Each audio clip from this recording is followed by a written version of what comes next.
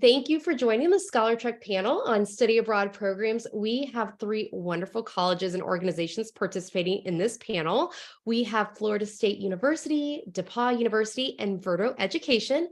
Panelists, thank you so much for joining us. Viewers, following this panel, we highly encourage you to visit each of these colleges' virtual booths within Basecamp to learn a little bit more about their school and to get connected with their admissions team. And with that, let's get started. We are going to pass off our introductions to the wonderful DePauw University. And if you could just share a little bit about your school, maybe a fun fact that viewers might be interested in. Hi, everyone. Thanks for viewing. My name is Jacqueline Bauer, and I'm a regional director for DePauw University. I'm based here in Florida, but because I want to introduce our school to everyone that might not know, we are located in the Midwest, near Indianapolis, in a college town called Greencastle. We're about 2,000 students, a really neat liberal arts university. And my fun fact is that we're ranked number 4 in the nation for study abroad. So I'm excited to share all the news about study abroad on campus during this panel. Thank you so much, Jacqueline. And I'm going to pass it off to Florida State University. Hi, everyone. My name is Michelle O'Brien. I work in the International Programs Office at Florida State University. We are located in Tallahassee, Florida, so the capital of the Sunshine State. And a fun fact about us is the fact that we offer first-year abroad programs for students. So first time in college, students can study abroad with us fall, spring, and summer of their first year, which has a lot of financial benefits for both Florida residents and non-Florida residents. Thanks, Michelle. And last but not least, Verto Education. Yes, good morning. Hello, everyone. So my name is Amy Ruck. I work with Verto Education, and we actually specialize specifically in study abroad programs for first-year students. And just a highlight, I like to talk about our students are so involved in the communities that they study with. One of our most recent projects, we had some students who are very interested in sustainability.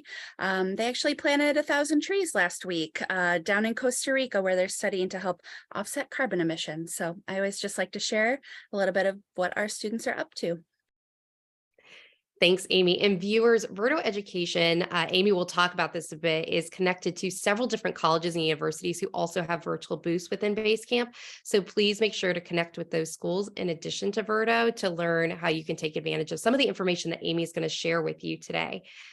So going into our first real question, and we'll have Florida State start us off, each of you offer different types of study abroad programs. Would you share some of the unique aspects of your programs or things that might be specific to your institution that are not necessarily represented at every college and university across the U.S.? Sure, thank you. So we have study center locations, which means we own and operate facilities in 4 locations worldwide. So that's London, England, Florence, Italy, Valencia, Spain, and Panama, the Republic of Panama. So we have FSU faculty, staff, FSU credits. So we have a lot of pastoral care with our programs. For programs that we offer outside of our study center locations, they're mostly going to be faculty led, but again, a lot of pastoral care. We really want to make sure that students are getting all the information that they need pre-departure and on the ground, and assistance directly from the FSU staff, either in Tallahassee or in the area in which the student is studying. Thanks, Michelle. And Amy, how about at Verto? Yeah, so we, because we work specifically with first-year students, we offer a lot of really unique support for our students in our 6 different international locations around the world. Each location is really designed to offer a fully immersive program for students who are just starting the college kind of pathway college journey. So we put a lot of effort into, personal development, helping students to really explore the world, define their priorities, and chart a path for the next several years. Thanks, Amy. And Jacqueline at DePauw? At DePauw, we have the traditional study abroads, which are semester long, but something neat that we offer is a winter term, which is the month of January, and a May term, the month of May. And we have condensed 4-week study abroads that we offer during these terms. And they're very popular on campus because it allows students to actually do more than one study abroad if they want. They're focused. For example, this winter, we have students that will be going to Japan to study technology and tech design. And we have another group of students that are going to Jamaica to study tourism and the impact of COVID. So these are really cool study abroads that are DePauw specific that students could take advantage of. Thanks, Jacqueline. And so looking at some of those popular study abroad programs they offer, are there certain locations that you find to be the most popular? How long are these programs? A week, a month, a year? Because I know all three of your colleges and organizations, really have so many different great opportunities and are structured quite differently. So it'd be great to give kind of a nice overview for the students to understand, how long they can study abroad for and how that works. And I'll start with you, Amy, at Verto. So our programs are all one semester long. As I mentioned before, we have 6 different locations around the world. Our most popular tend to be our programs in Costa Rica and in Florence, Italy. But it really depends on what your interests are, what your priorities are, and what's going to be the best fit program. All of our programs last about 15 weeks. And what most of our students end up doing is choosing 2 different locations to spend their whole first year abroad. So maybe you start out in London and then you spend the spring semester in Buenos Aires. There's a lot of flexibility for students to mix and match and really take the time and the space to really explore the world throughout that entire first year of college. Thanks, Amy. I'll pass it over to Jacqueline. Yeah, DePauw is a small campus, but we have a big number of opportunities with study abroad. I mentioned about the spring and the winter term, and we also have the traditional semester-long study abroads. We have a program that allows, it's called Servicio, and it allows students to study abroad before they come to campus. So it would be the summer before they actually become an enrolled student. That's a very popular program. Students need a certain amount of Spanish in high school in order to do that program, but it's a funded program too. So it's financially accessible to a lot of different families. I would say some of our more popular study abroads are definitely the traditional ones for the semester long: UK, Paris, Italy. Australia has been really hot lately, and some of the South America programs too. Perfect. And at FSU? So we offer year-round programs. So our first year abroad, fall, spring, and summer. And similar to Amy's program, students are able to pick 2 different locations for their first year. So they can study in one location for fall and spring, and then switch locations for summer, just to get more experience at a different location. We also offer semester-long as well as spring break. So that's unique to us. And then we also offer several different types of programs over the summer, whether it be 6 weeks, 2 weeks. As Amy mentioned, it really just depends on what you're looking for, where you're interested in going, what your major is, what you're looking to get credit for, things like that. So we offer a lot of different opportunities for students looking to go abroad. Perfect. And Jacqueline, I'll have you kick us off for this question. Students sometimes don't realize that they can take advantage of all sorts of different study abroad opportunities. Some are run directly from the school, some are part of a consortium. So, kind of looking at DePauw, how does that work for most of your study abroad opportunities? Does DePauw run those, or do they have access to study abroad opportunities that are connected to other organizations or universities? It's a combination. We have some of our own, usually the shorter ones that our professors run. But for the main semester long ones, we have partnerships with about 100 different organizations. And if a student finds a study abroad through an organization that they want to do that is not a partner with DePauw, we have a center on campus that will help form that partnership so that credits transfer over.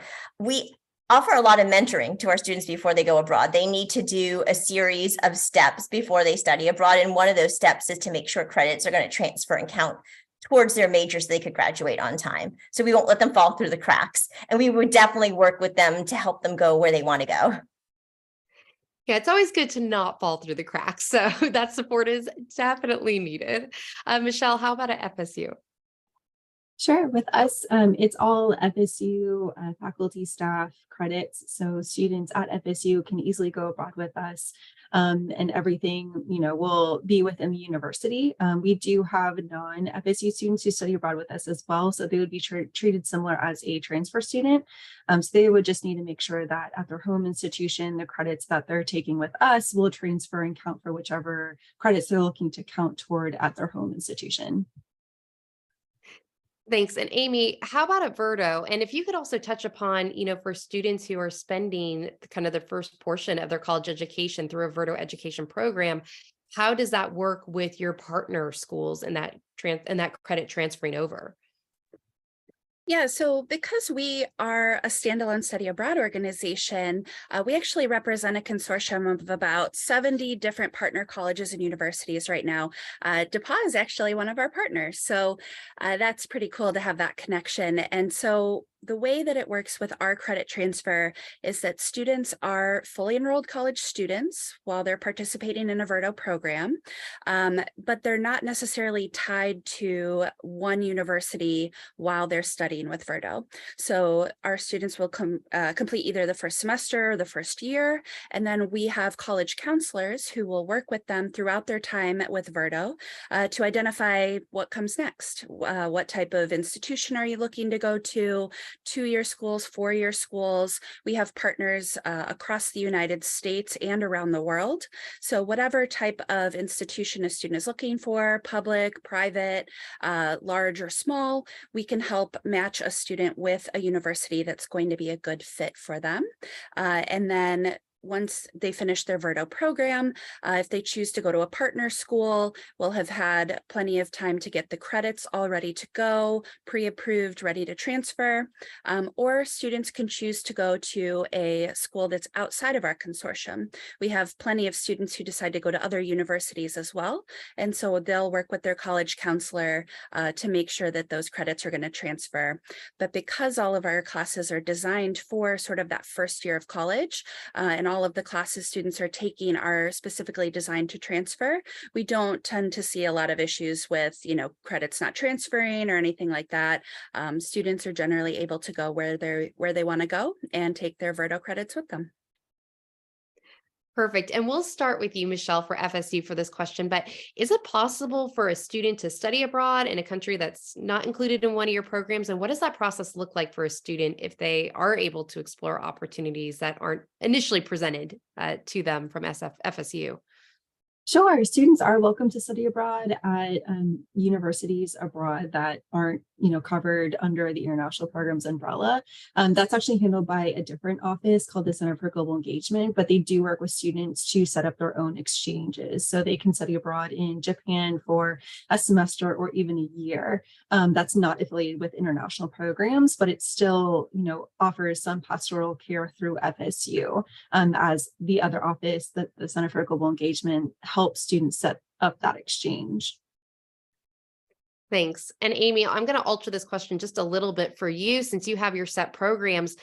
Are there any programs that are potentially in the works that are not currently listed that students who may be, freshmen, sophomores, or juniors in high school tuning in that might be interested to keep an eye out for? Oh, that is a good question. They actually tend to keep programs pretty top secret until we're allowed to officially introduce them out into the world. We this year alone had 2 new programs down in Argentina, and Buenos Aires, and Prague in the Czech Republic. So we are always looking out for new locations. If we hear student requests, that oftentimes will guide us in the different directions that we're heading. But for now, yeah, we really focus in on that specific set of 6 programs. Just because we have such deep community connections, we really want to make sure that the programs we're offering are immersive and really supportive for our students. Okay, it's top secret, so we basically need to keep checking in. Got it. And Jacqueline, what about at DePauw? We would definitely work with a student if they wanted to go to a country. I feel like we could probably find a program that is already established in almost any country. The key to this would be to start early. So if there's a country a student wants to go to and they start doing some research and they realize that it's not offered at DePauw, to begin working with an advisor early so that could be put into place and they could have time to actually do that program. Perfect. Switching over to our next question, and Amy, I'll have you start us off for this. What type of academic resources do you offer for students studying abroad, and really thinking about the support that they can receive as well to make sure that their academic success continues, studying away from potentially their home country and home college and university? For sure. This is a really important question for students who are considering a study abroad program. And so with Verto's programs, we start before you even leave the US. During our pre-departure process, you're going to receive a lot of information about kind of what to expect with your classes, your classwork, and kind of what that experience is going to be like. And then on the ground, once our students arrive in their host country, they are going to be matched up with an academic success coordinator who basically acts as a mentor and an academic sort of resource there for them throughout their entire program with Verto. So our students are taking classes, from professors. They're fully engaged in their classwork. It's all American style, so similar to what they would experience at a university here in the US, but with the additional support of having those academic success coordinators really makes a huge difference in having sort of a go-to person for tutoring if they need it, for other resources throughout their entire program. Thanks, Amy. And how about at DePauw? We do require periodic check-ins to make sure students are staying on track. Some programs actually require some written check-ins, but now that we are in the world of Zoom, we're doing a lot more virtual check-ins.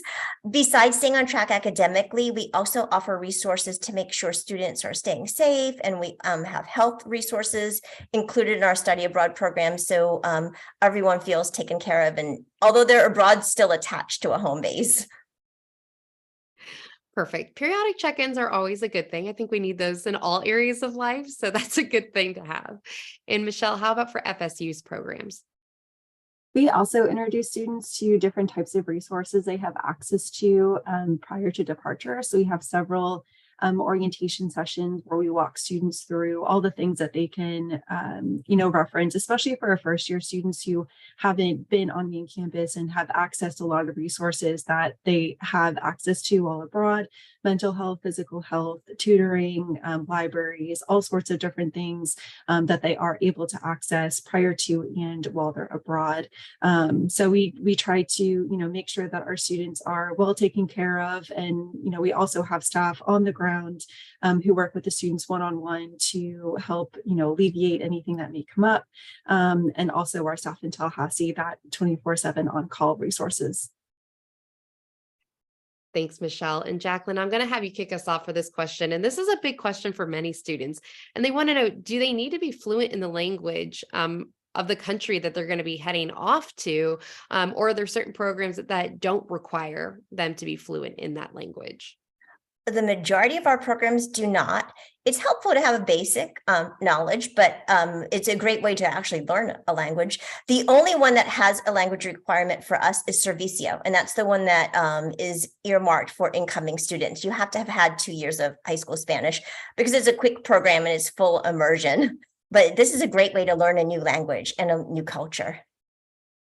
Absolutely. And Michelle, at Florida State? Our programs don't require students to have previous knowledge of a language. As Jacqueline mentioned, it's just a great way to really immerse yourself in a language. But students aren't required to have any previous knowledge when they arrive. Perfect. And last but not least, Amy at Verto. Similarly, we do not have a language requirement for any of our programs, regardless of whether the host culture is speaking English or not. We do find that our students are able to get around and are often appreciative of the opportunity to really engage in a language that is not their own. And so we do offer language classes, and we help students kind of learn what they need to know to be able to navigate their new home, but we do not require any previous language. So basically, no excuses. Anybody can go study abroad, even if world languages is not your strength. But as Jacqueline said, this is a great way to be able to work on that skill set. So definitely take advantage of it. We're going to start with Florida State for this question, and selfishly a little bit, because we know that you have some great advantages for students studying abroad at different times within their studies at Florida State. But do you offer financial aid to students studying abroad, or are there any advantages to studying abroad as well at your institution, and how that impacts the students' overall tuition? Sure. For our general programs, we try to offer at least 200,000 a year in scholarships for students who, go through us at any time of the year. Specifically for our first year program, so first year abroad for Florida residents, we have scholarships that if they study abroad with us in the fall, they can receive money off in the spring as well as the summer. And then for non-Florida residents who decide to do their first year abroad program, they're eligible to receive a in-state tuition waiver. So all they need to do is go abroad with us for their first year, meet our requirements for that program. And then when they return to main campus starting their sophomore year, they're able to receive in-state tuition, and that will continue until they complete their first undergrad degree at Florida State University. So it's a huge financial benefit, not only for Florida residents, but especially for non-Florida residents to do that first year abroad program. So that's been very popular. But again, for our general programs, we offer scholarships year round. Perfect. And Amy, over at Verto, how does it work in terms of students with their financial aid packages, being that, you're not a typical college or university? How does that work for helping students with financial aid or scholarship opportunities to help fund these programs? Of course, yeah. So access and making programs like this available to as many students as we can is one of our core missions, our core values at Verto. And so we actually have a separate organization, the Verto Fund, that does a ton of fundraising specifically with the goal of offering as much financial aid to students as we can. So while students are Verto participants, we do have two different types of financial aid. One is financial need based, and then one is academic merit based. So that is available to students no matter where they're coming from, what their background is. We will take a look for both financial need and academic merit. And then we work with our partner universities, with our consortium, to set up and make sure that students are going to be taken care of with financial aid once they're transferring over to their forever university. And so different schools are going to have different setups, but some have scholarships that are specifically for Verto participants. And so really it's just going to depend on where students go, where they want to end up. But that's something that they work with their college counselor on to determine as well. Great. And Jacqueline at DePauw? DePauw parallels Verto a lot in the fact that we want to make financial aid accessible to students when they study abroad.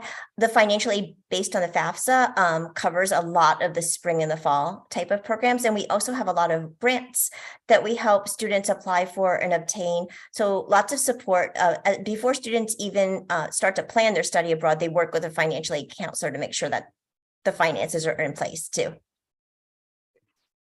Perfect. And Amy, I'm going to have you start us off with this question. I know, again, a little unique for Verto, as all of your programs are for first year students. But how early can students, for the rest of you, participate in study abroad programs? And can students participate in more than one study abroad program? Yeah, so we actually have a lot of students who come to us who have either graduated high school early, or perhaps they're still 16, 17 years old, wanting to have an opportunity to travel before they transition to that more traditional college or university. So we do work with some younger students. So if you are in that 16, 17-year-old range, it's still possible for you to, have this really unique experience before you transition to that next step. So we start pretty young with students, but then we also have a lot of students who do want to study abroad more than once. So I mentioned before, we have students who will do multiple semesters with us. We've had students who've stayed for 3 semesters, each semester doing a different Verto program. And then it also sets you up to be able to potentially study abroad again once you transition to that next college or university after Verto. That was me, right? I went through high school knowing I wanted to study abroad, was able to do it 3 times during college. And so that's something that we encourage for our students as well.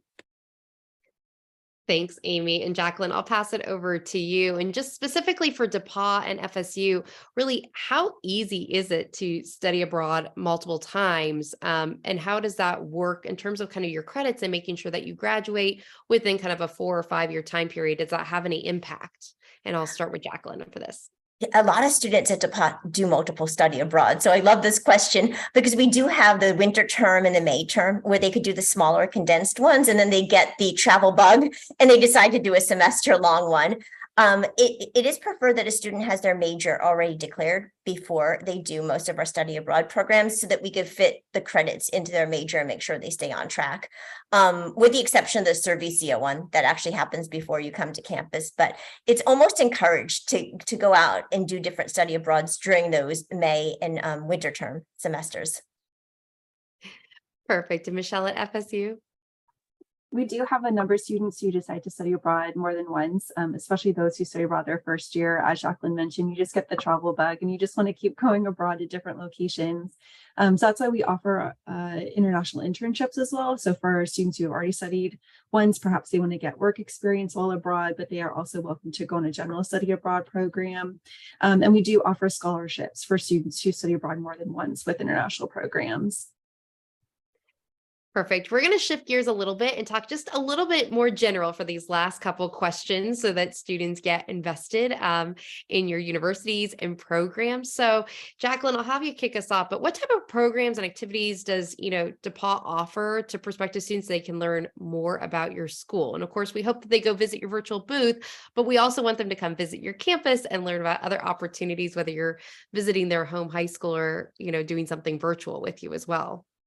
Sure. When students visit campus, part of their day at DePauw could include a visit over to the Hubbard Center where they would talk with an advisor about study abroad as a prospective student. So before they even apply, we can also set up for them to have lunch with a current student or even a Zoom meeting with a current student that just came back from a study abroad.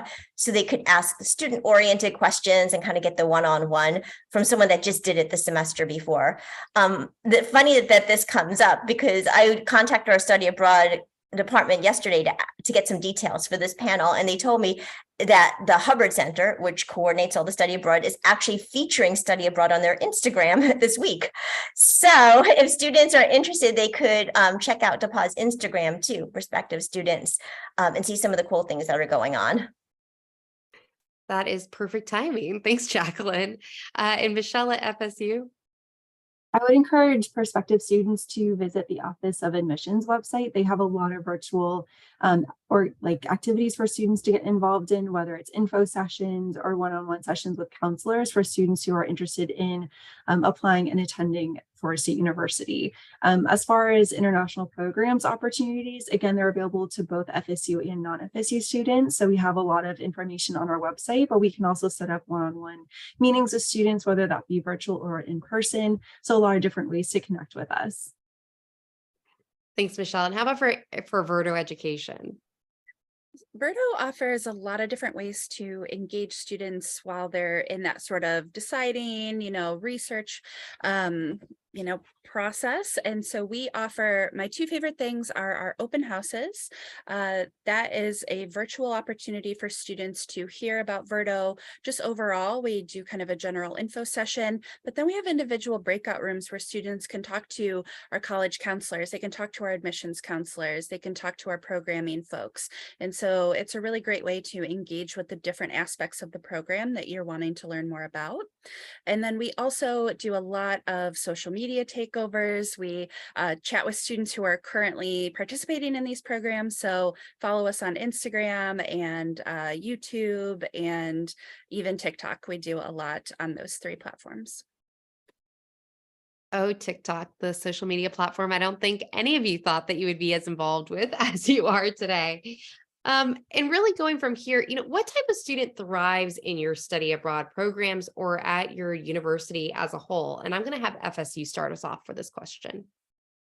I love this question because students come to us and they may not think that study abroad is for them, or they might be just not considering this as an option. And time again, we have heard stories from students who have gone on our programs that say, doing this experience helped me discover what I was most passionate about. It helped me learn more about myself. It helped me learn more about, the things that I might be interested in pursuing. They ended up changing their major. They ended up, focusing on things that they never would have expected. So just students who are really just open to the experience of studying abroad, being immersed in a different culture, perhaps a different language.